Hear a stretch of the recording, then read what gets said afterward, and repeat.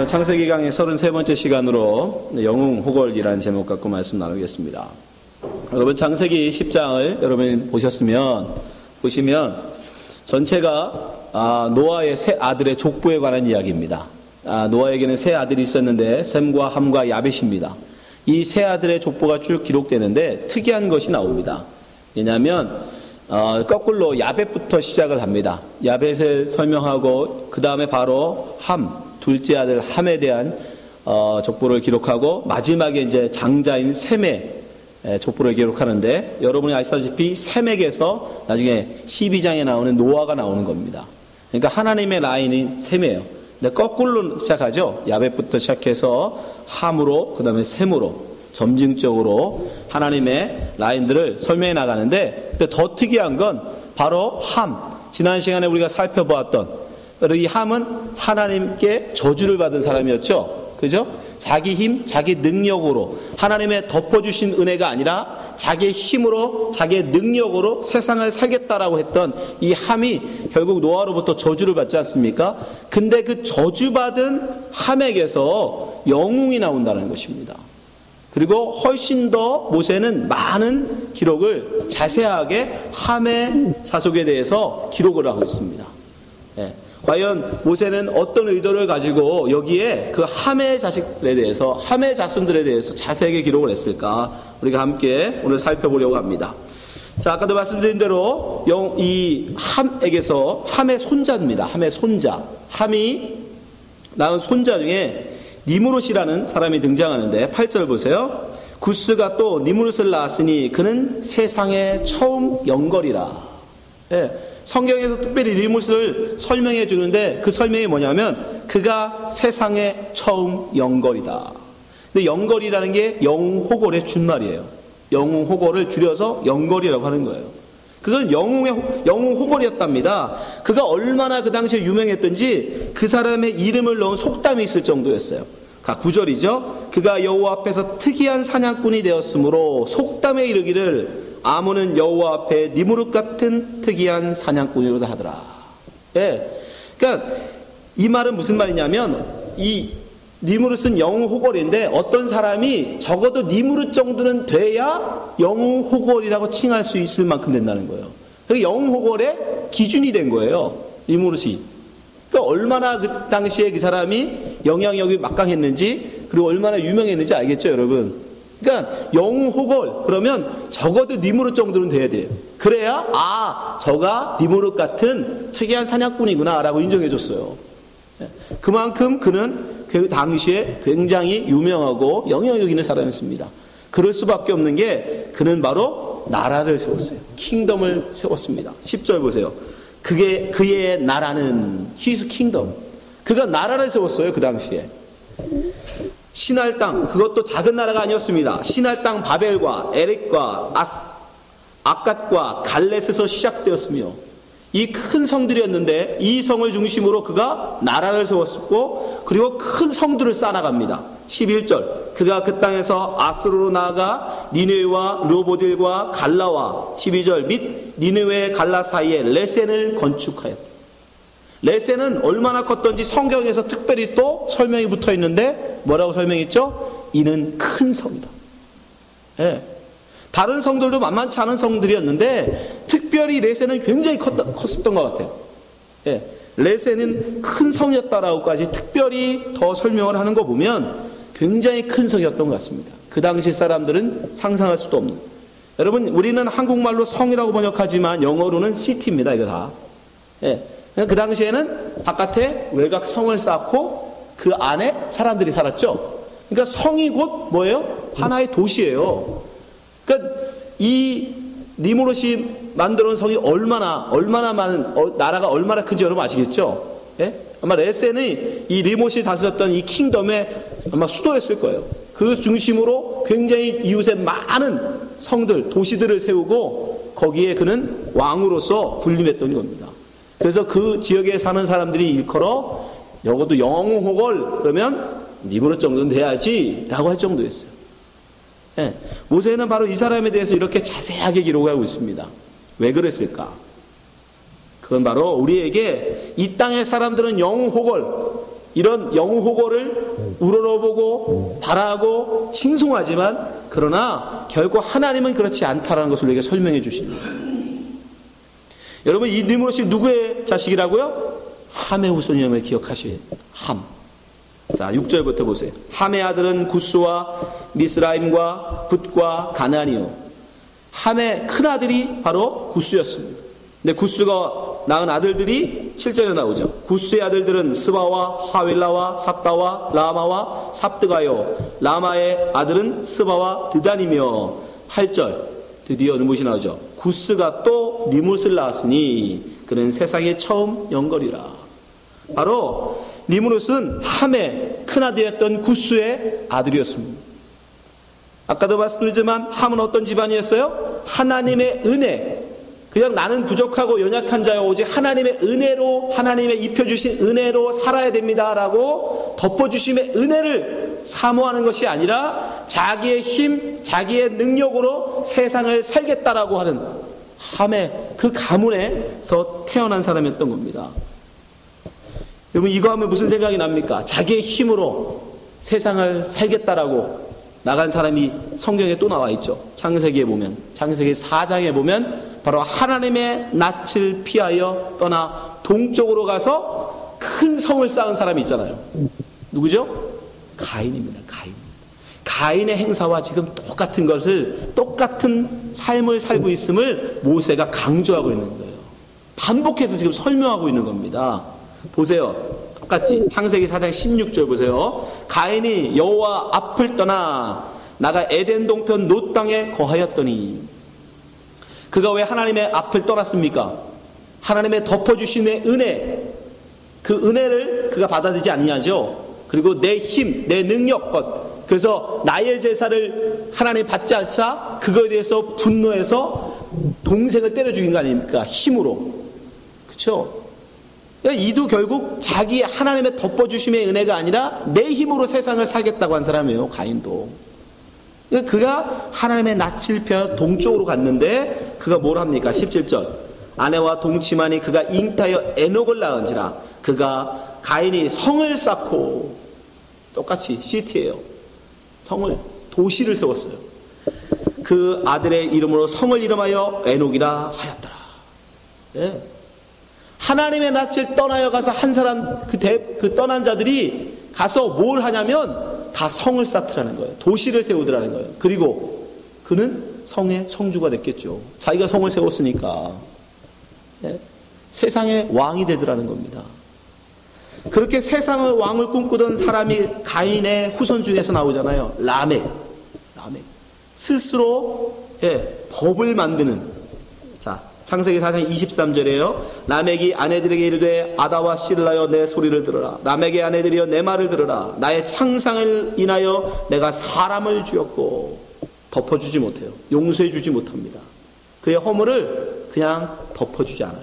어떻게 해요? 보복합니다. 네, 이에는 이, 눈에는 눈.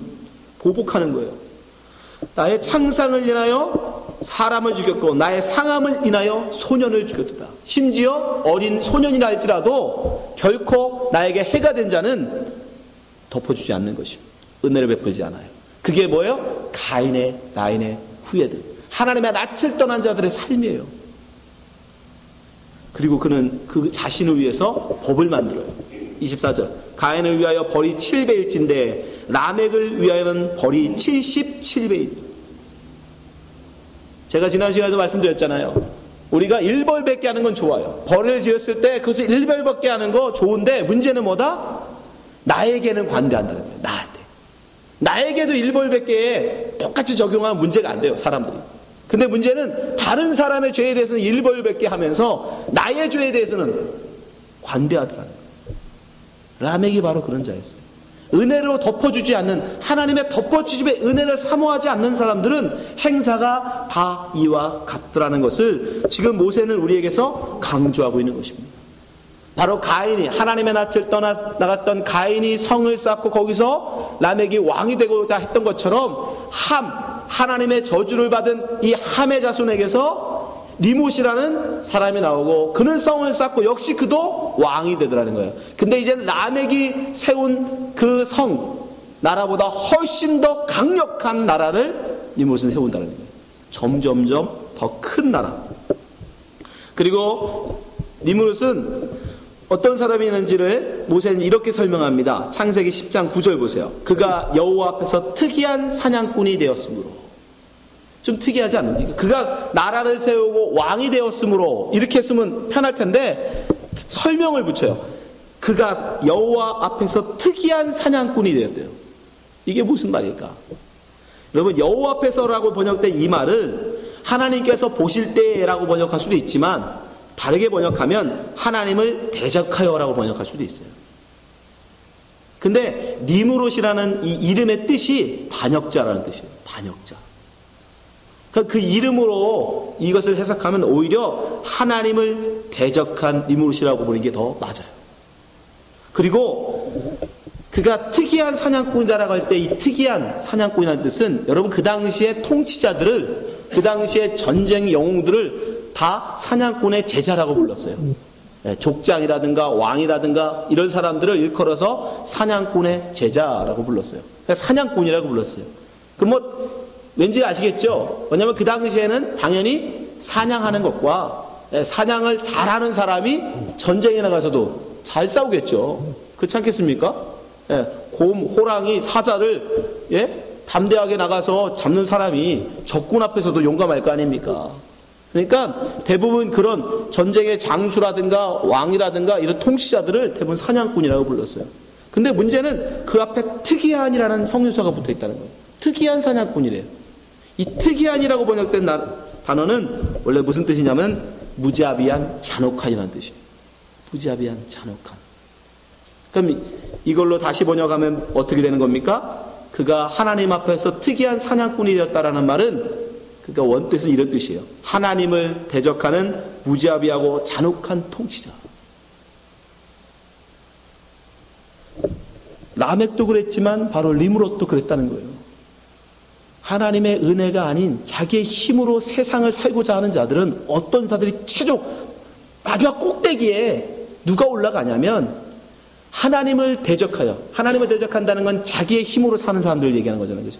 자기의 힘으로 살아가는 사람들은 결국 마지막 정점, 그 왕의 자리로 올라가는데, 누가? 무자비한 통치자들, 잔혹한 자들. 왜? 다른 사람들을 짓밟지 않고 올라갈 수가 없잖아요, 세상에서. 결국 그는 그런 잔혹한 통치자가 되었다는 것입니다. 여러분, 이 니무롯이 세운 아수르, 니느웨이, 나중에 아수르 제국의 수도예요. 요나서에 나오죠. 근데 이 아수르라는 나라가 나중에는 제국을 만들고, 이 제국이 나중에 어떻게 돼요? 북이스라엘을 멸망시켜버립니다. 하나님의 백성, 하나님의 나라 이스라엘을 멸망시키는 제국이 돼요. 근데 이 아수르는 굉장히 잔혹한 민족이었어요. 그래서 어느 나라를 전복해버리면 그 나라 사람들을 거기에 그냥 사는 게 아니라 다 뿔뿔이 흩어버렸어요. 못 살게. 그리고 다른 사람들, 다른 나라 정복한 민족들이 그쪽에 오게 했어요. 그래서 섞어버렸어요. 막 혼합정책이라고 해서 민족을 흩어버리는 거예요. 그럼 어떻게 돼요? 민족이 없어지는 거죠. 민족을 없애버리는 거예요. 왜? 다시 독립하지 못하게 하려고. 열왕기하 17장 24절에 나옵니다. 이스라엘도 마찬가지였어요. 북이스라엘도 그렇게 정복당했어요. 아수르 왕이 바벨론과 구다와 아와와 하맛과 스벌와임에서 사람을 옮겨다가 다 정복한 나라. 이스라엘 자손을 대신하여 사마리아 여러 성읍에 두매 저희가 사마리아를 차지하여 그 여러 성읍에 거하니라. 하나님의 약속의 땅 가나안에 이스라엘 민족을 다 쫓아버리고, 유대인들은 다른 나라를 다 쫓아버리고, 거기에다가 다른 구다나 아와 하왓 이런 데 사람들을 데려다가 살게 해버리고, 그래서 그 사람들을 일컬어 나중에 예수님 때 뭐라고 불러요? 그 사람들을 사마리아인이라고 불러요. 새로운 종족인 거예요. 그 사람들은 사마리아인, 새로운 종족을 만들어버려요. 그게 바로 아수르의 정책이에요. 그렇게 포악하고 잔혹했습니다. 그 시작이 누구다? 니무롯이. 나의 힘으로 세상을 살려고 하니까 어쩔 수 없이 그는 세상을 포악하게 잔혹하게 정복해 나갔던 거예요. 그러지 않으려고는 세상의 왕이 될 수 없으니까. 그걸 지금 모세가 우리에게서 다시 한번 설명해 주고 있습니다. 창세기 4장에서 바로 가나안, 라멕을 통해서 한번 설명했던 모세가 다시 한번 함의 자손 속에서 다시 한번 더 우리에게 설명해 주는 거예요. 너무 신기하지 않습니까? 그 많은 노아의 후손, 노아의 손자들, 굉장히 많은 손자들이 있는데 그 중에서 영호골, 세상의 왕이라고 영호골이라고 칭하는 자가 함에게서 나오더라는 거예요. 여러분, 그것이 바로 세상의 바로 결론이라는 겁니다. 하나님의 낯을 떠나요 자기의 힘으로 세상을 살고자 하는 자의 끝은 라멕이요 또 니무롯이라는 것입니다. 나중에 우리가 다음 주에 살펴보겠지만 바로 바벨탑이에요. 그 결론은 바벨이에요. 그것을 지금 모세는 우리에게서 강조하고 있는 것입니다.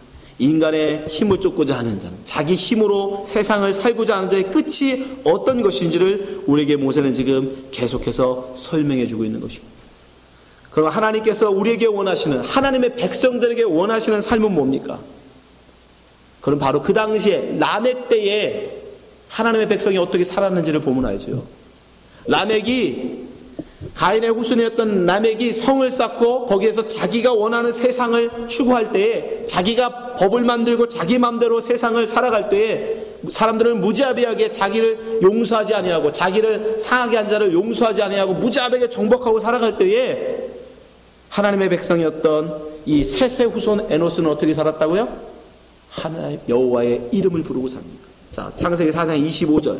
아담이 다시 아내와 동침함에 그가 아들을 낳아 그 이름을 셋이라 하였으니 이는 하나님이 내게 가인을 죽인 아벨 대신하여 다른 씨를 주셨다 함이며, 26절. 셋도 아들을 낳고 그 이름을 에노스라 하였으며 그때에 사람들이 비로소 여호와의 이름을 불렀더라. 라멕은 자기의 이름을 알리기 위해서 세상을 정복해 나가는데, 하나님의 백성, 하나님의 라인 에노스는 자기의 이름은 땅에 묻어버리고 하나님의 이름만 부르더라는 거예요. 하나님의 라인들. 노아 때는 어떻습니까? 노아 때는 세상에 네피림이 있었죠. 네피림, 거인족이 있었어요. 거인족. 세상에 왕같은 자들이, 또 용사, 유명한 자들이 굉장히 많았습니다. 세상이 다 그걸 추구했어요. 네피림, 용사, 유명한 자가 되고자 다들 동분서주할 때 노아는, 하나님의 택하신 노아는 오직 하나님의 은혜를 사모하여 하나님의 은혜를 입었어요. 창세기 6장 4절입니다.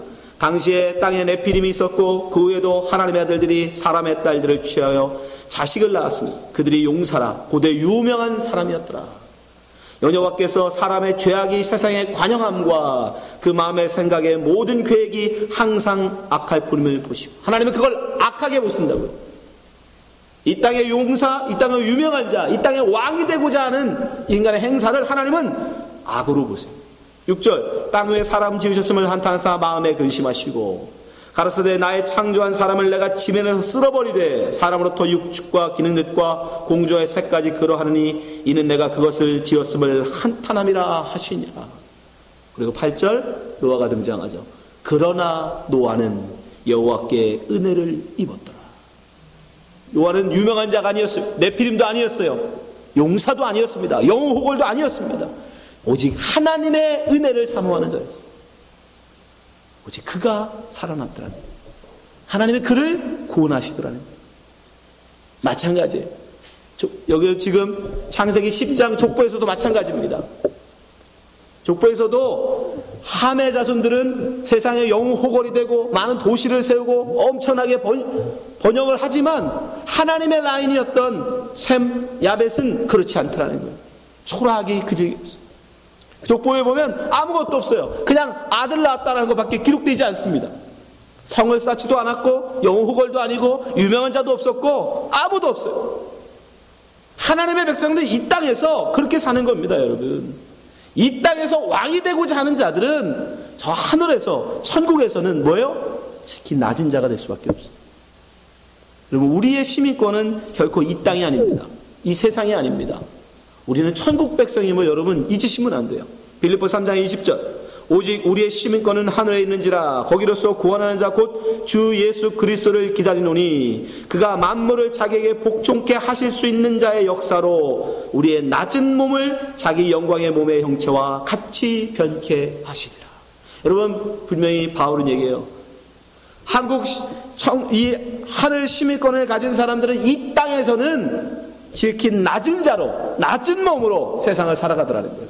그럴 수밖에 없죠. 왜? 이 땅은 우리 땅이 아니니까. 이 땅은 나의 세상이 아니니까. 이 땅에서 그래서 우리는 어떻게 살 수밖에 없어요? 나그네요, 이방인으로 살 수밖에 없는 거예요. 나그네요, 이방인, 힘없는 자로, 연약한 자로 이 땅을 사는 겁니다. 예수님이 역시 그렇게 이 땅 가운데 연약한 자로, 힘없는 자로, 못 배운 자로, 못난 자로 이 땅에 오셨다가 하신 거예요. 여러분, 이 땅에서 영웅 호걸이 되려고 애쓰지 마십시오. 이 땅에서 다른 사람들을 짓밟아 올라가서 높은 자리에 올라가려고 여러분 애쓰지 마세요. 당해주시고 맞아주시고, 예, 기꺼이 내 목숨마저도 다른 이웃을 위하여 내놓을 수 있는 그 길이 옳은 길입니다. 힘들죠. 어렵죠. 그래서 우리는 기도해야 하는 것입니다. 그래서 우리는 이렇게 일주일에 한 번씩 모여서 예배하면서 서로 격려하는 거예요. 힘냅시다. 힘냅시다. 이 땅에서 비록 힘들지만, 어렵지만 우리도 용사되고 싶고, 우리도 유명한 자 되고 싶고, 우리도 저 큰 성을 지어서 보란듯이 떵떵거리고 살고 싶지만, 그러나 이 땅이 우리의 땅이 아니기에, 이 세상이 우리가 살아갈 세상이 아니기에 여러분, 우리 한번 참고 견딥시다. 그것이 바로 교회인 것입니다. 여러분, 이 땅에서 영웅 호걸이 되어 세상을 정복한들 그게 무슨 소용이 있습니까? 죽어 지옥 가면 아무것도 아니잖아요. 진시황이 중국을 통일하고 그 엄청난 영화를 누려서 56에 요절하고 그러면 지옥 갔는데 그게 무슨 소용이냐고요. 지금은 후손들이 그 시체를, 그 무덤을 다 파헤치고 박물관 만드는데 여러분, 그게 무슨 의미가 있습니까? 하나님이 보여주시잖아요. 이집트의 파라오들이 그 어마어마한 자기 평생을 들여서 무덤을 쌓았어요. 피라미드. 그럼 뭐 하냐고요. 지금은 다 도굴돼가지고, 예? 제대로 있는 거 하나 없어요. 다 도굴당해서. 그 무덤만 남았어요. 그 당시에는 대단한 영화인 것 같지만 여러분, 1000년이 지나고 2000년이 지나고 3000년이 지나면 돌무더기에 불과한 겁니다. 우리나라에 있는 고인돌, 그 별거 아닌 것 같죠?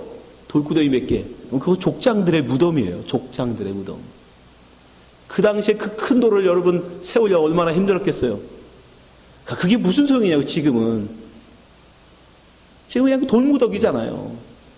이 세상의 영화가 그런 것입니다. 여러분, 거기에 눈 뜨셔야 돼요. 이 세상의 영화에 여러분이 유혹당해서 이 세상의 영화를 쫓으시면 안 됩니다. 여기 이 땅에서는 우리가 연약한 자일지 몰라도, 그러나 이 땅에서 지극히 작은 자로, 연약한 자로 살 때 하늘에서는 우리는 왕같은 존귀한 자가 됨을 기억하시고 묵묵히 지금 여러분의 자리, 그 자리에 감사하며 걸어가시는 주의 백성들 되시기 바랍니다. 기도하겠습니다. 하나님 아버지, 이 세상은 영웅 호걸을 좋아합니다. 이 세상은 모두가 영웅이 되고 싶어합니다. 유명한 자가 되고 싶어합니다. 힘 있는 자가 되고 싶어합니다. 권력 있는 자가 되고 싶어합니다. 그러나 하나님은 우리에게 결코 그 길이 옳은 길이 아니라고 말씀하셨습니다. 우리가 하나님의 말씀을 쫓아 살게 하여 주시옵소서. 우리의 욕심을 쫓아 이 세상의 길을 가지 않게 하시고 하나님의 말씀을 쫓아 주의 길을 걸어가는 주의 백성들 되게 하여 주시옵소서. 주님께서 저희들의 연약한 믿음을 아시오니 주님 굳건하게 하여 주시고 든든하게 세워주셔서 하나님의 길을 온전히 쫓아가는 주의 백성들 되게 하여 주시옵소서. 예수님 이름으로 기도합니다. 아멘.